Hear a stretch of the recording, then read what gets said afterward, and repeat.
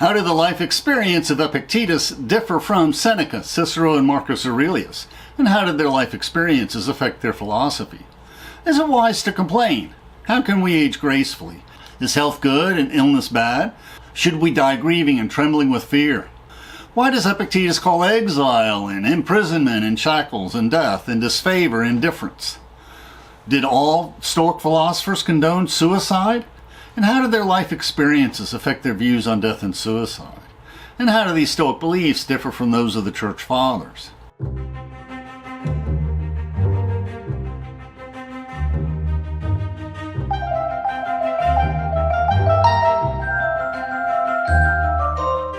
Please, we welcome interesting questions in the comments. Let us learn and reflect together.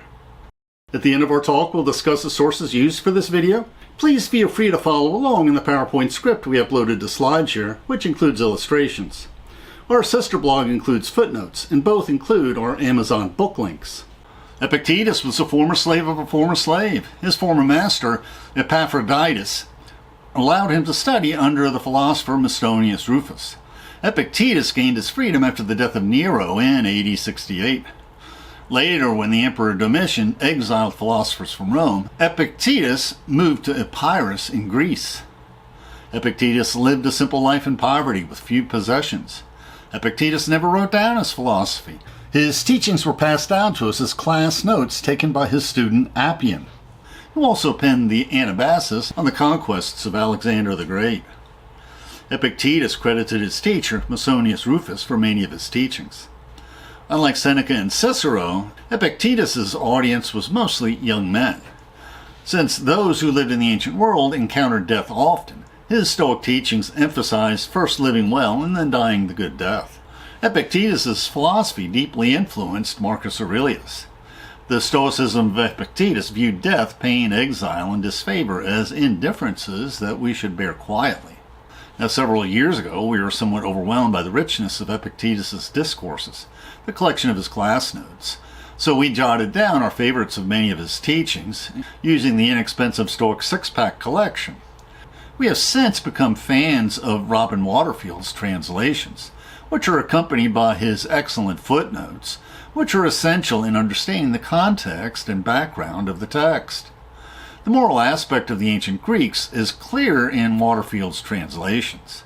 For example, in the Republic, the Greek word commonly translated as justice is translated as morality by Robin Waterfield.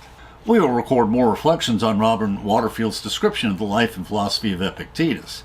Plus, we will also have reflections on true freedom, freedom from vice, and freedom from tyranny. We will soon reflect on his discourses in the study order suggested by Robin Waterfield in his introduction.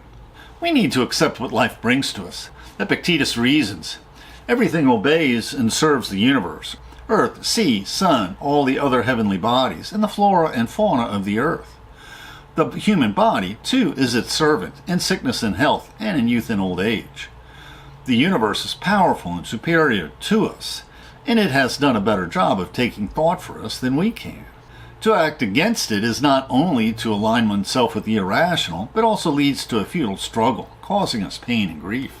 Is it wise to complain? Epictetus observes. If someone dies young, he blames the gods because he's being taken before his time.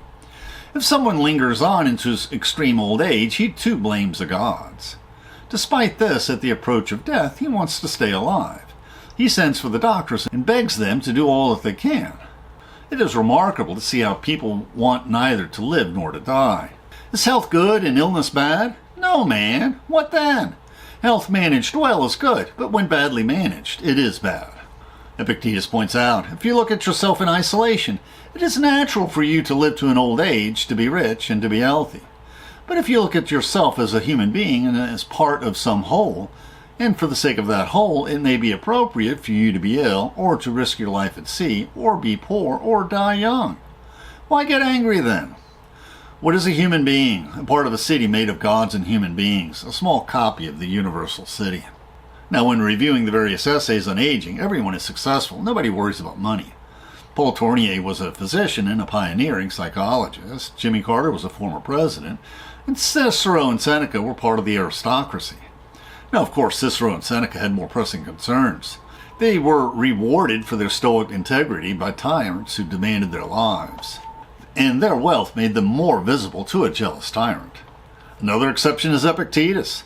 Although he had success as a teacher, he was never rich, never sought riches. Epictetus had no attachment to worldly goods. He tells us of someone who stole his lamp one night, but he got the better end of the exchange. For Epictetus only lost his lamp, but he kept his faith. The man who stole his lamp, in exchange for the lamp, he consented to become a thief, becoming faithless. When I worked first as an accountant, then as a programmer, I was successful and my talents were rewarded. But when I tried to be a salesman and an entrepreneur, I was less successful.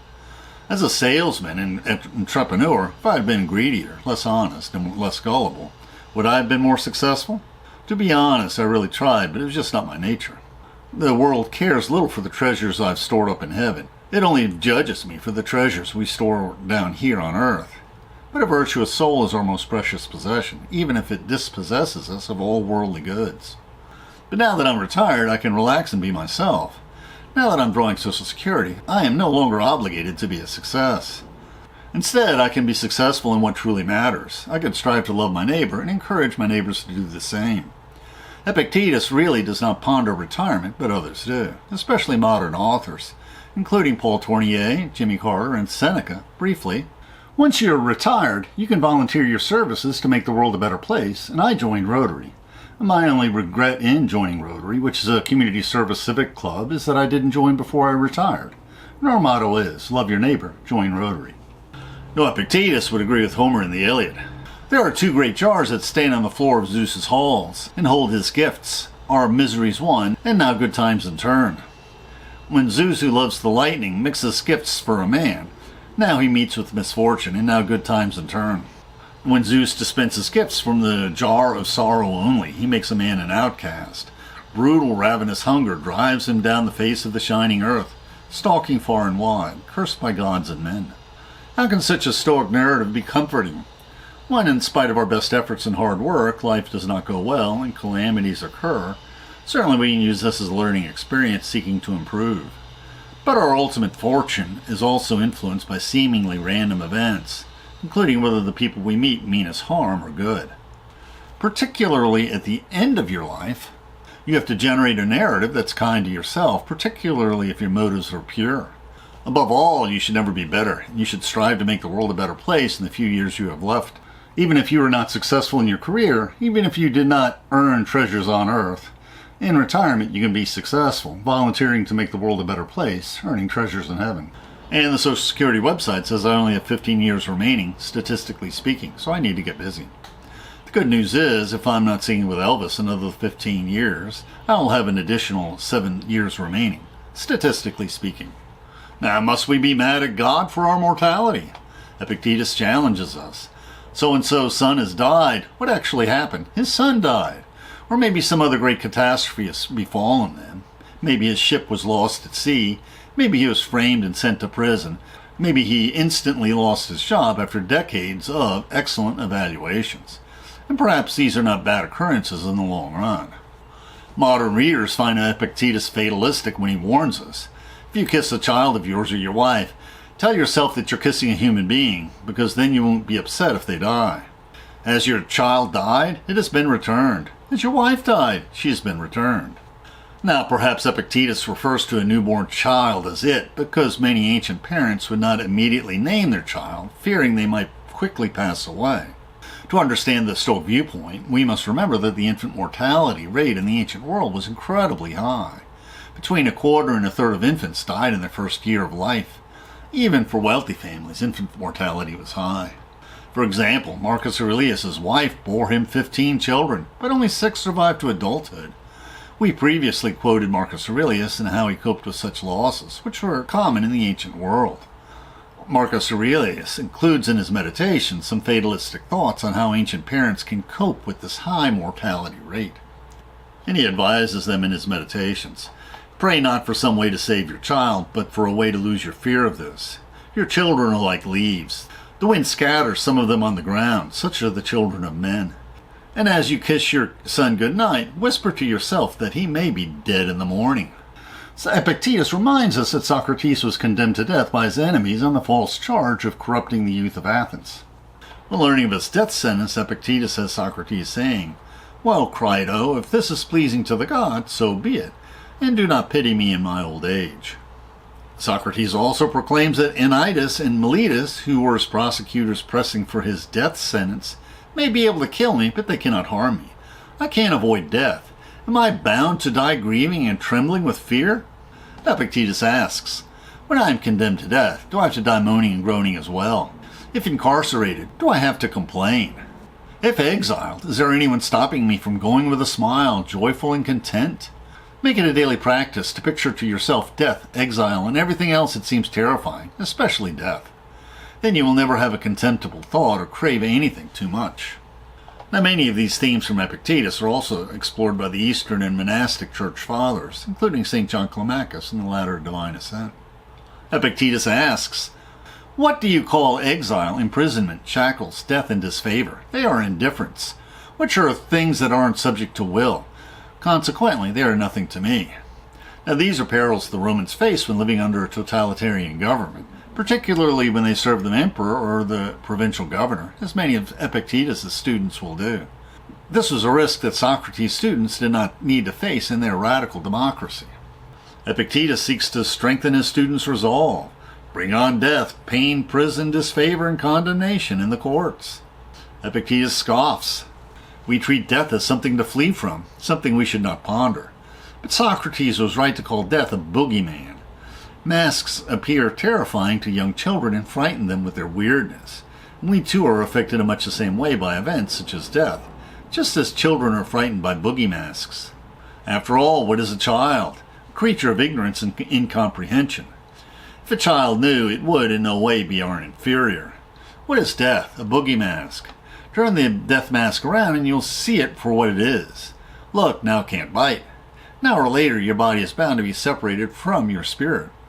How many times when a loved one passes do we seek someone to blame, whether it be a doctor or a relative or their spouse, or maybe God? Epictetus bids us to imagine. Suppose we are on a voyage. What is it in my power to do? To choose the captain and crew and the day and time of departure. The exception is we don't choose our parents and siblings. Then a storm falls on us. Why should that be of any concern of mine? I have done all I can. Coping with the storm is someone else's business, the captain's or the doctor's concern if our loved one is struggling for life in the hospital. Epictetus asks, what can I do? All I can do is what I can. So I drown, or my loved one will drown without being frightened, without screaming, without cursing God, knowing that everything that is born is bound to die. Like an hour in the day, today I am present, and then I pass. We are liable to illness and death, whatever we do. Speaking for myself, I hope to be overtaken by death when my attention is focused on my will. When I am trying to make it undisturbed by passion, unimpeded, unconstrained, and free. Epictetus protests, can't you see that the source of all human troubles and debasement and cowardice isn't death, but rather the fear of death? You must train yourself to cope with death, with your exercises and your readings. Then you will appreciate this is the only way you can be free. Is death an ordinary event in our lives? Never in my life have I cried, never. The closest I have come is tearing eyes in a few tear-jerking movies. And I find it difficult to view movies or television series like The Seinfeld and The Big Bang Theory when they callously talk about treating women like beers for pleasure. But as far as breaking down sobs, never. For many years I facilitated divorce support groups where there were ubiquitous tissue boxes. Sometimes women and sometimes men would weep profusely, and I was vicariously sympathetic, but not from personal experience. When I tell people this, they say I should not keep my tears bottled up, I should let my emotions go. But there's nothing to let go. Rather, I've lived my life vicariously as a compassionate observer. Now, consequently, I wondered, if someone facing death looked to me for comfort, would I be able to comfort them? Would what I would say be appropriate? This has only happened once, when I had a casual conversation at church with a successful engineer who was facing death, and who was wheelchair-bound, accompanied by a black nurse aide. It was not my intention, but his son later told me that whatever I said to him, that it eased his father's anxiety about his passing to a great degree. Now, somehow the conversation wandered to my mother's last moments. Bert, my mother was suffering from Lou Gehrig's disease, which is a kind disease. She was not in pain, nor did she lose her mind. She just lost the ability to walk, and later lost the ability of using her arms. I was working and could no longer find aides to help her with her daily life activities, so I was compelled to find a place in a rehabilitation hospital for her to stay. It was a typically chilly February day in Jacksonville, Florida. My mother caught pneumonia, so she was transported to the hospital next door. She stayed for a week, and all my family visited her. Although she was stable, she was not really improving, but she told the night shift nurse that she really wanted to go home. Now, my mother now regarded as her home her humble bed in her shared rehab hospital room next door. So the next day the hospital contacted me so I could accompany her on the 1-block ambulance trip. When I arrived at the hospital, she was sleeping. She was tired. I don't remember us conversing. I rode in the ambulance, and the attendant pushed her home in a gurney, and we were met in the rehab lobby by the head nurse. In the lobby, she passed on to her final home, which nobody noticed until we walked into her room. Horrified and panicked, the attendant looked at us both insistently. She died! She died! We've got to revive her! We must revive her!" And the nurse matched his insistence. "We can't revive her! We cannot! She signed a DNR! She doesn't want to be resuscitated!" And a DNR order is a do not resuscitate order. But the attendant was unconvinced. "But you don't understand! We must revive her! We must!" The head nurse pushed back. "She signed a DNR! We are not going to revive her!" The attendant was panicking. "You don't understand! She is the third patient who has died in my ambulance this month. My boss told me that if another patient dies on my shift, I'm going to lose my job, and I can't lose my job." The head nurse finally calmed down. "Look, she signed a DNR. Her health was fragile. I will promise you, I will call your boss and explain everything. This was not your fault." Now, this was not the story that Bert was expecting. The ice broke, and both he and his black nurse started laughing. Death is part of life, so what happens next? Now, this is a true story. How can we tell? In the real world, life goes on. For example, in this story of the seductress and the graduate, what were holidays dinners like when Dustin Hoffman and his newlywed bride shared turkey dinners with this cougar mother-in-law seductress and her father?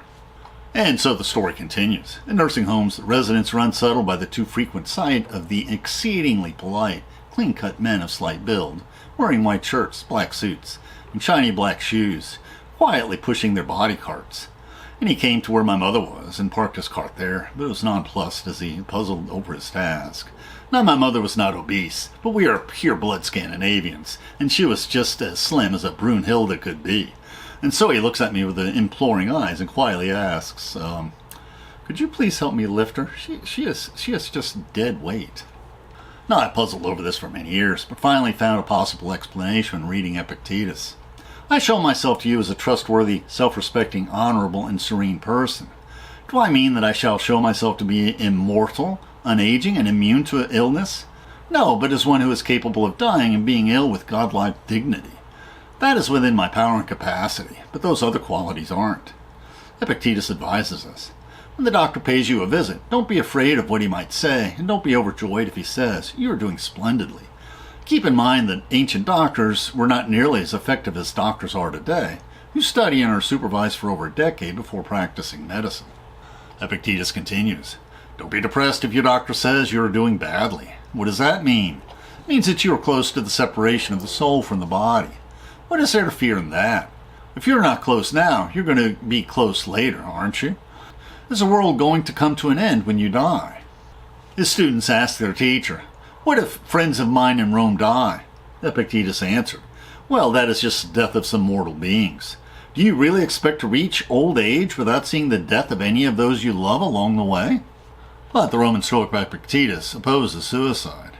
Now, unlike Seneca and Cato, Epictetus did not face certain death. His master, Epictetus, was a former secretary of Nero, and even assisted the evil emperor in his suicide.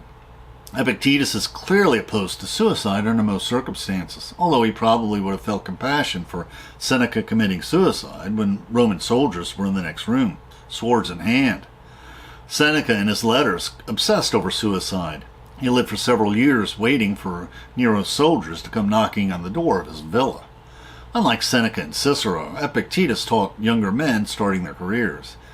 He did not obsess about suicide as Seneca did. What was his response when his students questioned him? "Epictetus, We can no longer stand being bound to this body, feeding and watering it, resting and cleaning it, and moreover, being compelled by its needs to associate with this person and that. Does this have meaning? The students continued. Allow us to go back to where we came from. Allow us to be released at last from these burdensome bonds with which we are chained. Here on earth, robbers and thieves, law courts, and those we call tyrants, plainly have power over us because of this poor bodies of ours and its possessions. These tyrants are like the emperors who have driven so many to suicide because of their threats. Now in response, Epictetus would say, "My friends, wait for God. You're free to return to him only when he gives you the signal and releases you from your service here on earth. For the time being, resign yourself to residing here at the post to which he has assigned you. The time of your stay is short and easy to endure for people with your convictions. What tyrant or thief or law court can strike fear in those who regard the body and its possessions as of no importance? Don't leave for no good reason." Did Epictetus ever think suicide was justified? And this is a Stoic response. What is pain? A boogie mask. Turn it around and you'll see it for what it is. Your body has rough days and better days. If you don't find your current existence in your best interests, the door is open. And this is the metaphor Epictetus uses for suicide, passing through the open door. And if you do put up with it, suffer the consequences. Come what may, the door is bound to be open, and we can remain untroubled. Now, the Vatican's 1980 pastoral letter on euthanasia notes that in the ancient world, euthanasia meant an easy death without severe suffering, although it notes that this word has a different meaning today, and that the Catholic Church opposes euthanasia in all circumstances. Now we can understand Epictetus' reluctant approval for those ancients who committed suicide to relieve their unending pain, giving the primitiveness of medical treatments in the ancient world. But that is no longer true. We no longer have this excuse. Today we have hospice, which can dull the pain with morphine and other drugs. Modern hospice care permits us, in most cases, to die with dignity. One YouTube presenter that we're impressed with is hospice nurse Julie. She has comforted many with her reassuring messages.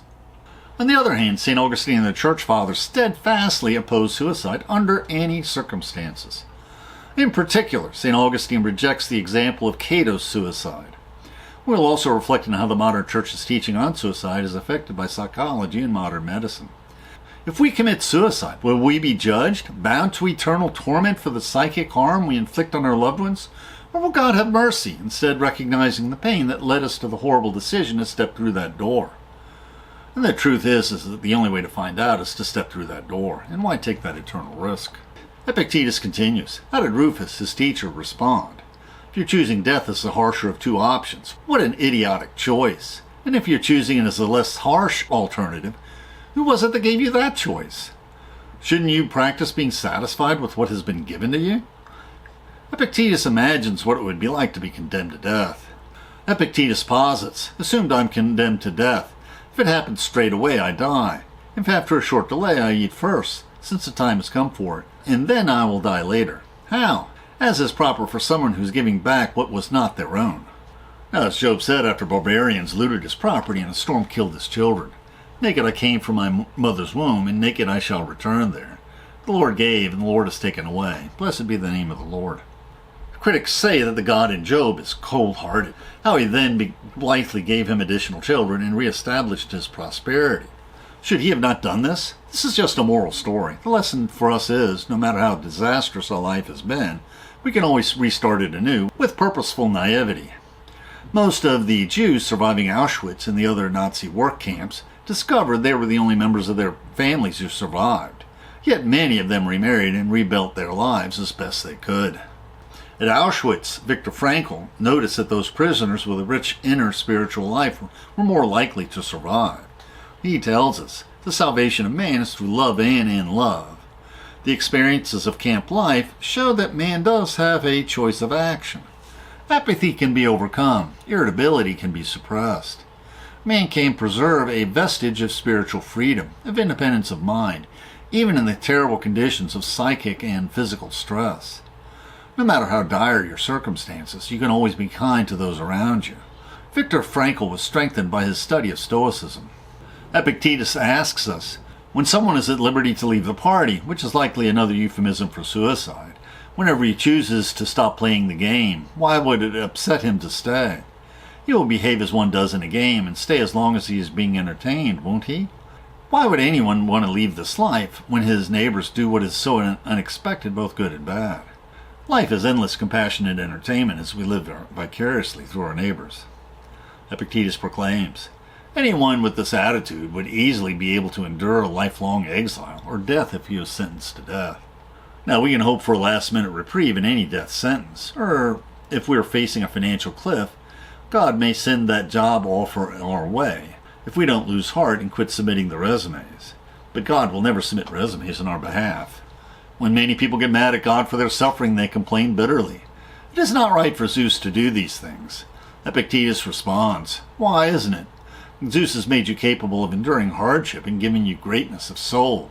He has removed the label of bad from these things. He has made it possible for you to be happy even under these circumstances. He has opened the door to you when you have reached your limit. Take that way out, man, and don't complain. And the pictures on the Epidemic of Athens, which is described by Thucydides in his account of the Peloponnesian Wars. Is Epictetus here refusing to judge those who choose suicide? This passage does seem inconsistent with other passages. Perhaps his student Appian, who is describing his lectures in the discourses, misquoted or misunderstood him.